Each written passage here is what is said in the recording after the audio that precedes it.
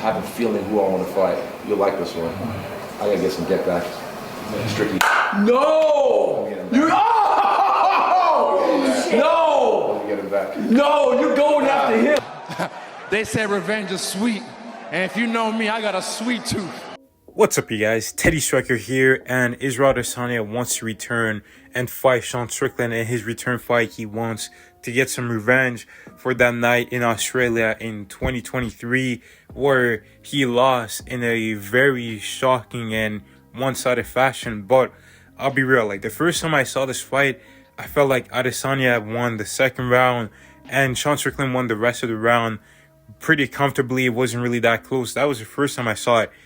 But then I've seen it again, maybe like 10 times I've watched it in total.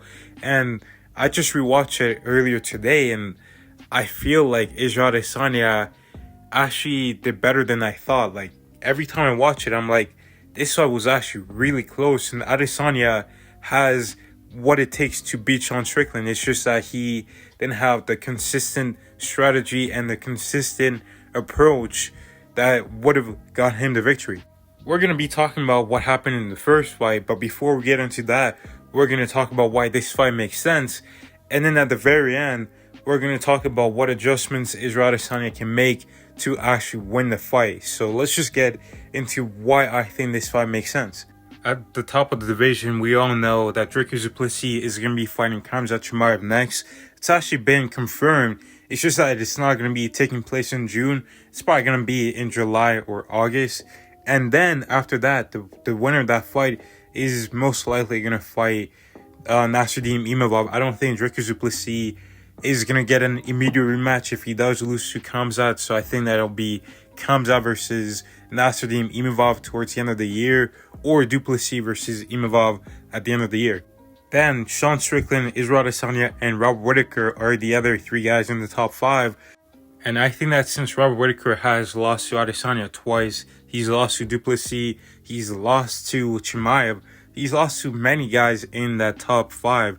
So he's going to need to fight someone behind him and below him in the rankings. And I think that should be Caio Borralho, which leaves Adesanya and Strickland without a matchup. And they both maybe need 2 more wins before they can think about getting back to the top. So while Imavov gets the title shot after Khamzat, you can do the winner of Strickland and Adesanya versus the winner of Borralho and Whittaker, and then whoever wins that can fight for the title early to mid 2026, because maybe the winner of Khamzat and du Plessis might wait until like early 2026 to fight Imavov.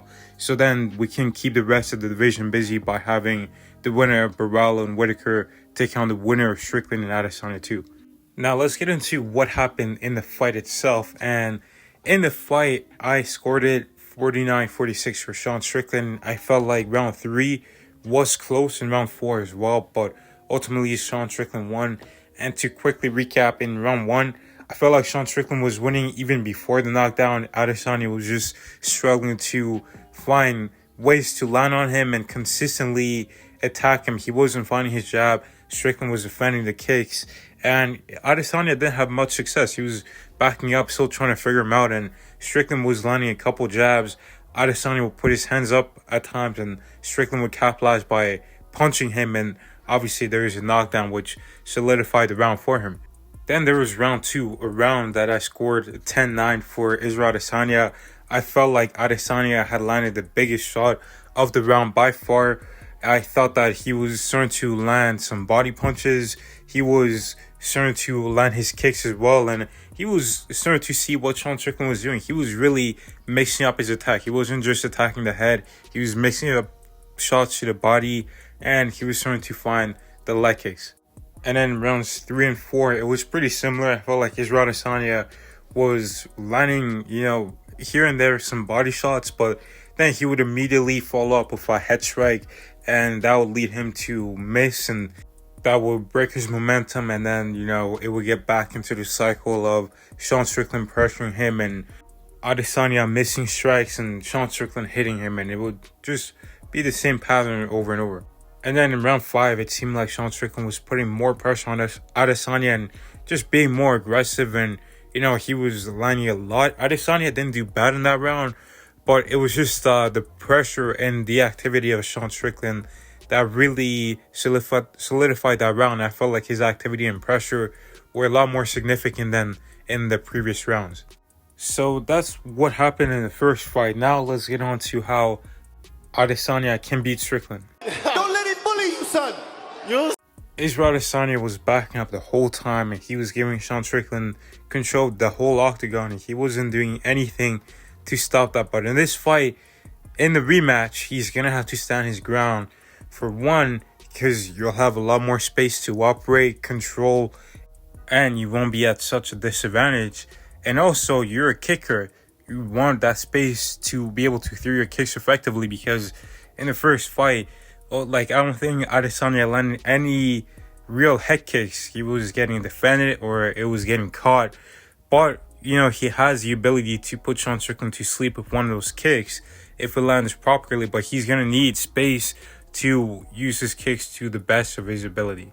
The next key to victory for Israel Adesanya is going to be using those body shots. He's had a lot of success in the first fight going to the body of Sean Strickland.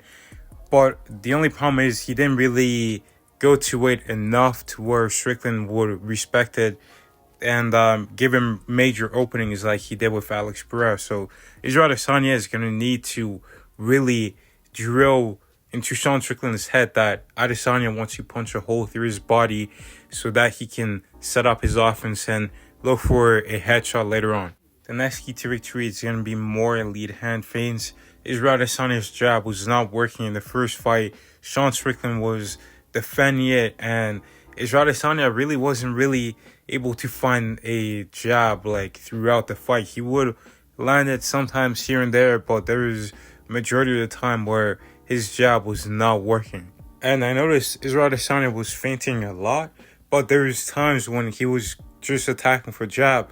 He wasn't feinting before he was jabbing. He was just throwing out there, or he would just feint without really throwing something behind the feint. So let's just put the two together. Feint the lead hand, maybe touch the gloves with Sean Strickland, get the hand up there, and then hit him with a jab. Or you can maybe do what Alexander Usyk does, where he'll circle his lead hand so he can kind of distract his opponent and then pop them with a jab. So maybe Israel Adesanya can implement something similar. The next key to victory I have for Israel Adesanya is to use his counter-striking. He had a lot of counter-striking opportunities in this fight. He was actually very good defensively. It's just maybe, be faster on the trigger and take advantage of those openings created by your incredible defense. And also, one thing that he can do is for that front kick to the body that Sean Strickland used quite a bit.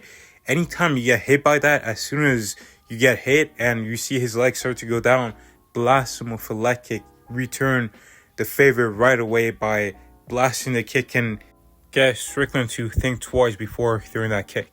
The last key to victory I have for Israel Adesanya is to implement some boxing fundamentals. I feel like in this fight, some of his boxing fundamentals were exposed, and the first one that could benefit him from in the Strickland rematch is to keep the hand slightly higher so that you're able to defend the jabs of Sean Strickland, and also, defend, just be able to parry it, because Adesanya would use his head movement, or he would just keep his hands up and some punches were getting through the guard.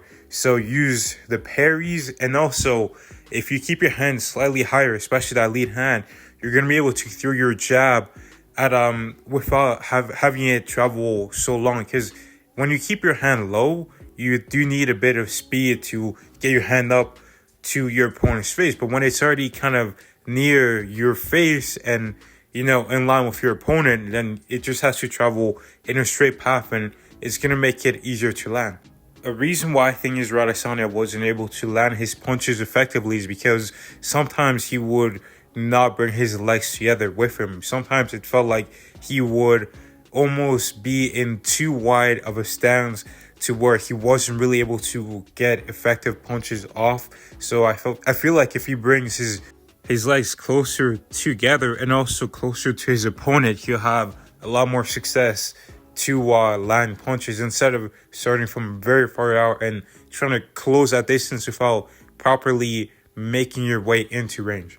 The last thing I think he struggled with in terms of his boxing fundamentals was pivoting on the lead hook. I felt like he wasn't able to follow up with his combinations after throwing a hook.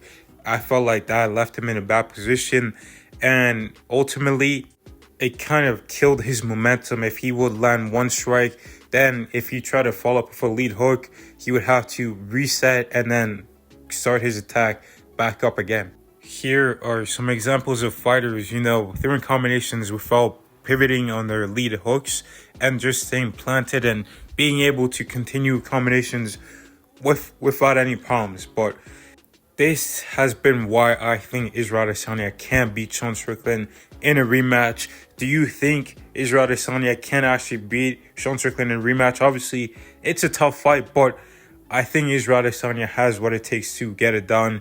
Hopefully, he can get back in there and prove that he isn't done and he still has miles in the tank. Hopefully, this fight takes place like early summer, maybe July. It can be on the Max Holloway and Dustin Poirier card. Who knows? But yeah, thank you guys for watching. God bless. And I'll see you in the next one. Make sure you guys like and subscribe.